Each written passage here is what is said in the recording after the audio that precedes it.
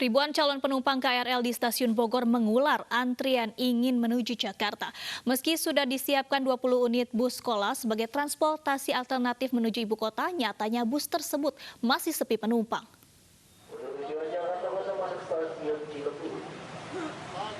Senin pagi, ribuan calon penumpang KRL di stasiun Bojonggede Bogor, Jawa Barat mengular tanpa mengindahkan protokol kesehatan pencegahan COVID-19.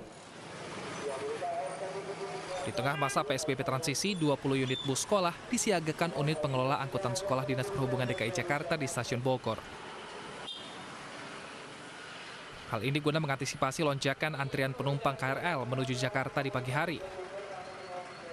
Meski gratis, nyatanya bus sekolah ini masih sepi peminat. Mau ke Salemba. Salemba, biasa naik kereta? Iya, naik kereta. Nah, menurut Mbak sendiri pakai bis sama kereta lebih efektif mana, Mbak? Tergantung kalau misalnya jadwalnya sebenarnya ada jadwalnya terus langsung berangkat, kayaknya makan ini. Cuman kalau misalnya nunggu sampai penuh dulu sih mendingan kereta. Bus sekolah di stasiun Bogor mulai sekitar pukul 5 pagi hingga pukul 6 lebih 30 menit. Bus tersebut mengantar penumpang dari stasiun daerah penyangga menuju stasiun Manggarai, Tanah Abang, Juanda, Tebet, dan Sudirman, Jakarta. Dari Bogor, Jawa Barat, Wildan Hidayat, iNews melaporkan. Pemirsa, seperti apa pengoperasian bus bantuan ini? Kita sudah terhubung dengan Kepala Unit Pengelola Angkutan Sekolah di Sub DKI Jakarta, Ali Murtado. Selamat siang, Pak Ali. Selamat siang, Mbak Danis. Pak Ali, ini tampaknya memang sudah disiapkan oleh pemerintah setempat, tetapi tampaknya memang masih sepi peminat. Ini seperti apa, Pak? Tanggapannya? Ya,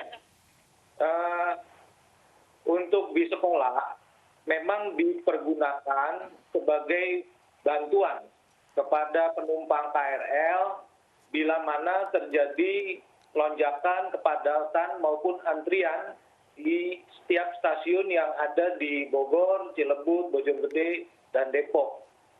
Nah, bila terjadi lonjakan penumpang di sana, maka bis ini baru beroperasi untuk mengatasi atau mengurai penumpang yang ada di sana. Itu artinya memang bis ini hanya ramai ketika di jam-jam sibuk saja, Pak, seperti pagi hari atau sore hari pada saat penumpang ini juga membludak pulang kantor atau baru akan berangkat ke kantor. Iya, baik Mbak Nanis. Jadi perbantuan bis sekolah sebanyak 50 unit untuk Bodetabek itu memang secara khusus dilakukan pada akhir pekan, yaitu di Jumat sore pada stasiun awal di Jakarta kepada penumpang yang menuju ke kota penyangga yang ada di Bodetabek. Nah, sedangkan pada Senin pagi itu kita pada kota Bogor, Kabupaten Bogor serta Depok menuju 5 stasiun yang ada di Jakarta. Jadi hanya digunakan pada akhir pekan dan awal pekan. Baik, Pak, ini kan memang sebelumnya juga dari unit pengelola angkutan sekolah ini juga menyumbangkan 30 bus sekolah dikerahkan kepada tenaga medis. Nah, apakah ini bis yang sama ataukah memang ada perbedaan? Ini 50 untuk jemputan untuk KRL, kemudian 30 untuk tenaga medis atau seperti apa, Pak? Iya, tidak Mbak Danis. Jadi kita membedakan karena memang secara penugasan unit pengelola angkutan sekolah melaksanakan beberapa layanan, yaitu layanan nakes bagi tenaga medis yang melaksanakan penanganan COVID.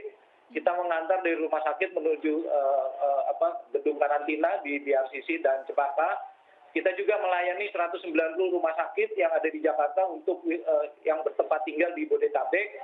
Kita juga melayani layanan transportasi pasien COVID-19. Semua bis ini berbeda-beda peruntukannya. Jadi kita mengerahkan 137 armada bis sekolah untuk 7 layanan yang kita laksanakan selama masa pandemi. Dan perlu menjadi catatan bahwa seluruh protokol kesehatan kita laksanakan terkait dengan pengamanan aset yang ada di bis sekolah. Seperti misalnya pelaksanaan perbantuan penumpang KRL, selesai mereka melaksanakan tugas, bis-bis tersebut kita semprot dengan cairan disinfektan, kemudian dibersihkan kembali. Begitu seterus setiap hari.